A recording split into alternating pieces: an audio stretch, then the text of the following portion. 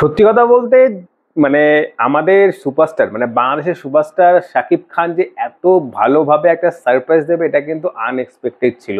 হ্যাঁ, কিছু নেগেটিভ মন্তব্য কিছু কিছু পেজে ঘুরে বেড়াচ্ছে, সেটা নিয়ে পরে কথা বলছি। বাট একটা কথা মানতে হবে, 1 মিনিট 10 সেকেন্ডের এই ট্রেলার, ছোট্ট ট্রেলার ছিল, যেটা দেখে কিন্তু মন খুশি করে দেওয়ার মতো। যারা অ্যাকশন প্রেমী, যারা অ্যাকশন দেখতে ভালোবাসে, যারা অ্যাকশনের সিকোয়েন্সও দেখতে ভালোবাসে, যারা মোটামুটি গল্পের একটা জোরদার ভাব ভালোবাসে, তাদের জন্য কিন্তু এই সিনেমা একটা গিফট হতে চলেছে বাংলাদেশের শাকিব খানের তরফ থেকে। তো আমাদের এপার বাংলাতেও এই সিনেমা চলবে। তো বলে রাখি যে সিনেমার কিন্তু মেইন যেটা থিম, যেটা বোঝা গেল, যে সরকারের বিরুদ্ধে একজন রুখে দাঁড়াচ্ছে শয়তান হয়েই। হ্যাঁ, শয়তানের বিরুদ্ধে শয়তান হয়ে দাঁড়াচ্ছে। তবে হ্যাঁ, শুরু থেকে যেটুকু সিকোয়েন্স দেখা গেল, মোটামুটি প্রথম 30 সেকেন্ডে যেটুকু ছিল, অ্যাকশন থেকে শুরু করে যেইভাবে করা হয়েছে সিনটা, ক্যামেরার কাজ যেইভাবে দেখানো হয়েছে, একদম মারকাটারি হয়েছে। সত্যি কথা বলতে বাংলাদেশের সিনেমাতে এই ধরনের সিকোয়েন্স দেখতে পাওয়াটা একটা আশ্চর্য ব্যাপার। আমার মনে হয় বাংলাদেশের মানুষরা এই সিনেমাটাকে কিন্তু বেশ ভালোভাবেই নিয়েছে। তো প্রথম কথা, আমি ইমপ্রেস এই কারণেই, কারণ বাংলাদেশের সিনেমাতে এই ধরনের সুন্দর অ্যাকশন কিন্তু খুব একটা বেশি দেখা যায় না। তো শুরুতে যে অ্যাকশনটা দেখা গেল এই ট্রেলারে, সেটা কিন্তু মন জিতে নেওয়ার মতন। পাশাপাশি ডায়লগ ডেলিভারি যেটা ভাবে দেখা গেল, যেইভাবে দিল, এক কথা অনবদ্য লেগেছে। আর সত্যি কথা বলতে শাকিব খানের একটা নিজস্ব স্টাইল আছে, সেটা আমরা সবাই জানি। আর রিসেন্টলি বেশ পুরো পুরো নায়করা যেইভাবে একটা অ্যাকশন অবতার নিজেকে ফেরাচ্ছে, যেভাবে দর্শকের সামনে নিজেকে তুলে ধরছে, দর্শকরাও এতে চরম খুশি, কারণ এদেরকে এই রূপে কিন্তু আগে কখনো দেখা যায়নি।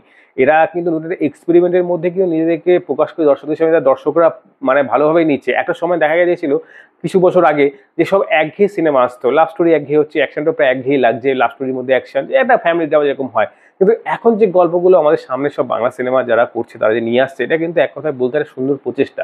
তাদের মধ্যে গল্প বলার যে ভাব, গল্প বলার যে ধরন, সেগুলো কিন্তু অন্য রকমই চেঞ্জ হয়েছে। তো সত্যি বলতে রায়ান রাফির একটা ব্যাপার আছে, যেটা আমি বরাবর বিশ্বাস করি, তার একটা কাজ আছে।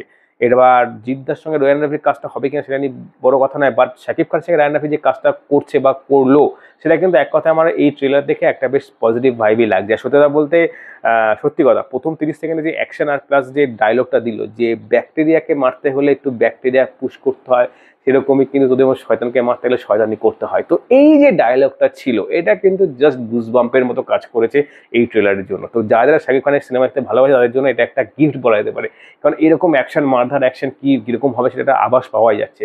আর পাশাপাশি পরে দেখা গেল জয়া হাসিনের এন্ট্রি, তো সেখানে তাকে কিন্তু ভালোভাবে ঢুকে দেখা যাচ্ছে, পুলিশ অফিসার চরিত্রকে দেখা যাবে এই সিনেমাতে।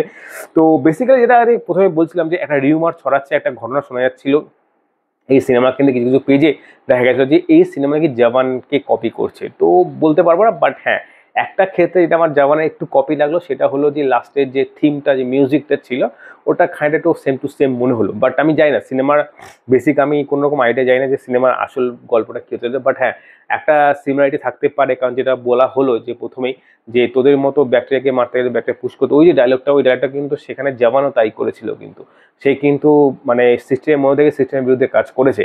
তো সেটাই সেরকম একটা ব্যাপার হয় কিনা, এটা এখন দেখার বিষয়। তবে সত্যি কথা বলতে ট্রেলার কিন্তু গুজবাম্প হয়েছে বস। যদি যদি সিমিলারও হয় তো ক্ষতি কি, যদি কাজ যদি ভালো হয়, দর্শকের যদি পছন্দ হয়, তো কপি করতে কোনো মানে বাধা নেই। দর্শকের ভালোবাসা পাওয়াটা মেইন দরকার, আর তার সে কাজটা কিরকম করো সেটা দেখার বিষয়। তো দর্শকরা আশা করি এই কাজটাকে ভালোভাবে নেবে। তো তোমরা এই সিনেমা নিয়ে কি মন্তব্য করছো অবশ্যই কমে নেবে। তো বন্ধুরা, আজকে এই পর্যন্ত, দেখা হয় পরের ভিডিওতে। Tata, bye bye.